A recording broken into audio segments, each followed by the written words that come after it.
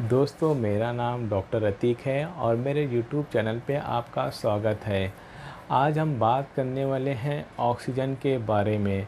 Oxygen ये तो ना कोई दवा है और ना ही कोई मर्ज़, लेकिन फिर भी इसको दवा से ज़्यादा इम्पोर्टेंट आज मिल रही है। जी हाँ, आप सही समझे, मैं बात कर रहा हूँ ऑक्सीजन यानी कि ऑक्सीजन सिलेंडर के बारे में।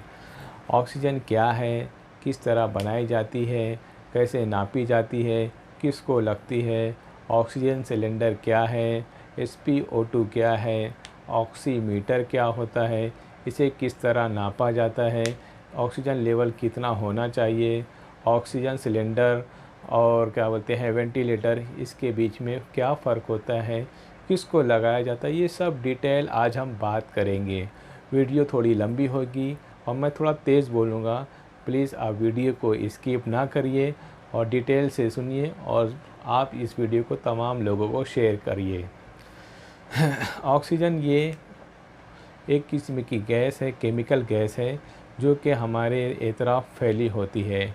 इसको ओ से ज़ाहिर करते हैं और इसका पीरियोडिक टेबल में 8वां नंबर है।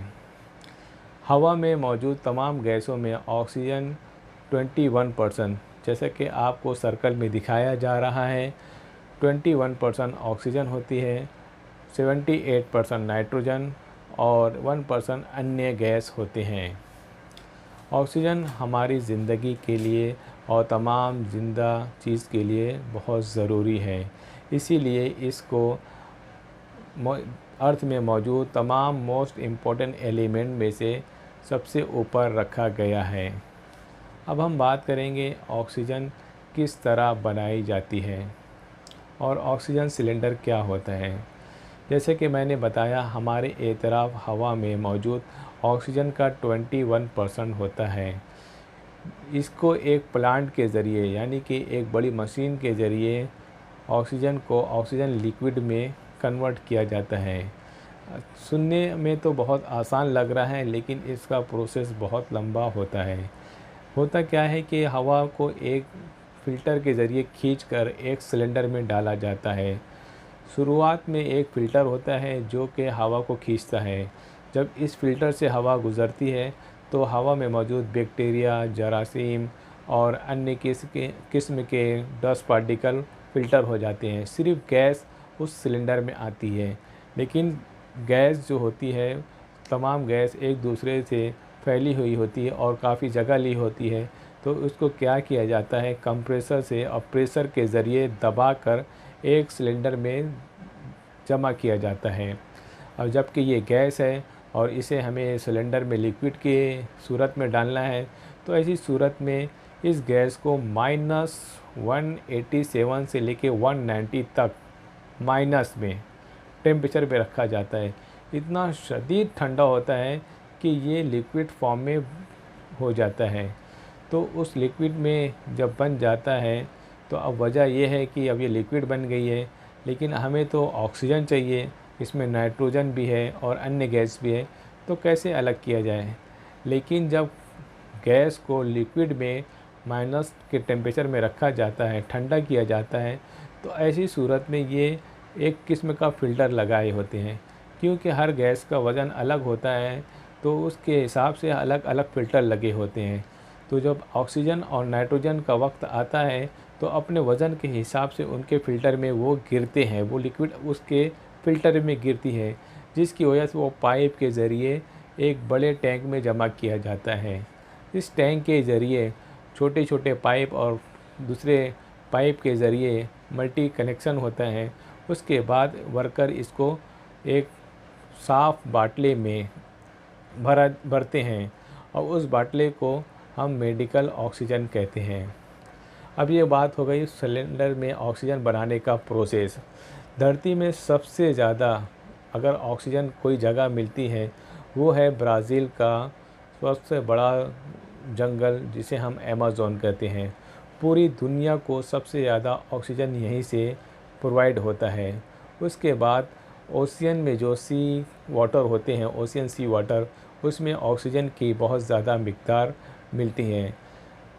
इसकी वजह ये है कि जो ऑक्सीजन जो मिलती है, उसमें जो ओशियन सी के जो नीचे लेवल है उसमें छोटे छोटे पौधे होते हैं जिसको प्लैंकटन कहते हैं। ये एक किस्म का पौधा होता है, ये ऑक्सीजन बहुत ज़्यादा प्रोवाइड करते हैं, जिसकी वजह से समंदर में मौजूद जो मछलियाँ होती हैं उनको ऑक्सीजन आसानी मिलता है।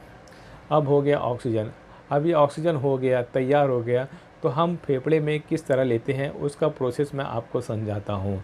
जब एक नॉर्मल आदमी सांस लेता है तो 21% हमारी बॉडी में ऑक्सीजन जाता है, लेकिन 21% का सिर्फ 16% वापस आता है और 5 से 7% बॉडी में जाता है। 5 से 7% ऑक्सीजन खींचता है और वो ऑक्सीजन फेफड़े में आने के बाद बारीक बारीक नलियों से गुज़रते हुए एकदम बारीक नलियों से जाकर वो खून में मिलता है, सिर्फ 5 से 6%। बाकी का 15 से 16% वो ऑक्सीजन छोड़ देता है वापस, और जो 5 से 6% ऑक्सीजन होता है उसको कार्बन डाइऑक्साइड में कन्वर्ट करके फिर बाहर छोड़ता है। ये हो गया ऑक्सीजन लेने का और छोड़ने का तरीका। तो ऑक्सीजन सिलेंडर लगता कब है?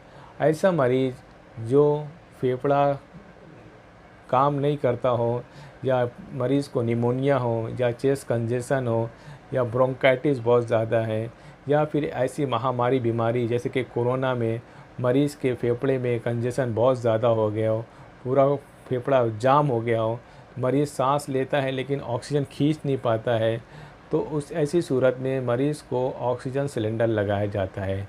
जैसा कि मैंने आपको पहले ही बताया, जो ऑक्सीजन सिलेंडर है वो लिक्विड फॉर्म में होता है, उसको 99% ऑक्सीजन होता है। जब मरीज़ के फेफड़े में 99% ऑक्सीजन जाता है तो उसको आसानी से 5 से 7% ऑक्सीजन खींचने में बहुत आसानी होती है। अब इसे नापा किस तरह जाता है? जैसे कि ऑक्सीमीटर आप देख रहे हैं फ़ोटो में, ये एक किस्म का मशीन होता है जिसको हम मोस्टली इंडेक्स फिंगर में या फिर थंब में लगाकर ऑक्सीजन नापा जाता है। लेकिन ऑक्सीजन नापने के बाद जो रीडिंग आती है वो ऑक्सीमीटर में SpO2 आती है। SpO2 का मतलब होता है कि ऑक्सीजन सैचुरेशन हमारी बॉडी में क्या है। अभी ऑक्सीजन सैचुरेशन क्या है? ऑक्सीजन सैचुरेशन का मतलब कि जब फेफड़े से हमारे खून के अंदर ऑक्सीजन आया तो खून में कितना % ऑक्सीजन है उसकी रीडिंग हमें देता है। तो खून के अंदर मोस्टली जो नॉर्मल वैल्यू है 92 से लेकर 99 और 100 तक होना ज़रूरी है। जिस तरह इस फ़ोटो में दिखाया जा रहा है, मरीज़ को SpO2 का लेवल बताया जा रहा है। एकदम आसान तरीका है, आप ऑक्सीमीटर को लीजिए, उंगली में लगा के ऑन कीजिए, कुछ सेकंड के बाद वो रीडिंग लेके आपको SpO2 की रीडिंग देगी। अब बात करेंगे कि मरीज़ को सिलेंडर की ऑक्सीजन की ज़रूरत कब पड़ती है।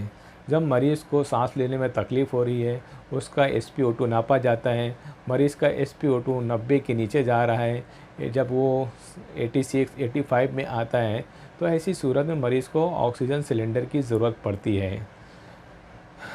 ऑक्सीजन सिलेंडर एक किस्म का हाइजीनिक सिलेंडर होता है जिसमें 99% ऑक्सीजन गैस भरी होती है, और उस गैस को एक ऑक्सीजन किट के ज़रिए पाइप से गुजार कर मरीज़ के नाक तक लाया जाता है, और एक किस्म का मास्क या तो नोस्ट्रिल या कि नली नाक में लगा दी जाती है, जिससे मरीज़ फेफड़े से ऑक्सीजन खींच के ले सकता है। ये हो गया oxygen cylinder, oxygen kit, SpO2 क्या है और इसे नापने का तरीका क्या है। अब हम बात करेंगे वेंटिलेटर के बारे में। वेंटिलेटर ये एक किस्म का आर्टिफिशियल लंग्स है। आर्टिफिशियल लंग्स इसलिए मैं कह रहा हूँ क्योंकि जब मरीज़ का लंग्स काम करना बंद कर देता है, यानी ये लंग्स जो होता है फूलना और पचकना सिकुड़ना बंद कर देता है, तो ऐसी सूरत में एक मशीन के ज़रिए जो ऑक्सीजन होती है उसको फेफड़े तक भेजा जाता है और उसके बाद मशीन की तरफ वापस खींचा जाता है। ऐसे अमल करने वाली मशीन को हम वेंटिलेटर कहते हैं। लेकिन ऑक्सीजन सिलेंडर और वेंटिलेटर में फ़र्क ये है कि ऑक्सीजन की पाइप सिर्फ नाक तक होती है, मरीज़ खुद अपने फेफड़े से सांस लेता है और सांस छोड़ता है। लेकिन वेंटिलेटर के, जो कि आपको फ़ोटो में दिखा रहा हूँ, इसकी पाइप जो है ट्रेकिया तक डाली जाती है और इसके प्रेशर से ऑक्सीजन छोड़ा जाता है और वापस प्रेशर के ज़रिए मरीज़ की सांस के में जो मौजूद जो गैस है उसको लिया जाता है। ये एक पूरा काम यानी फेफड़ा बंद कर देता है और वेंटिलेटर के ऊपर आ जाता है। लेकिन जैसे जैसे मरीज़ की सेहत अच्छी होती है, फेफड़ा काम करना शुरू करता है, तो वेंटिलेटर को हटा दिया जाता है। वेंटिलेटर किसको लगाया जाता है?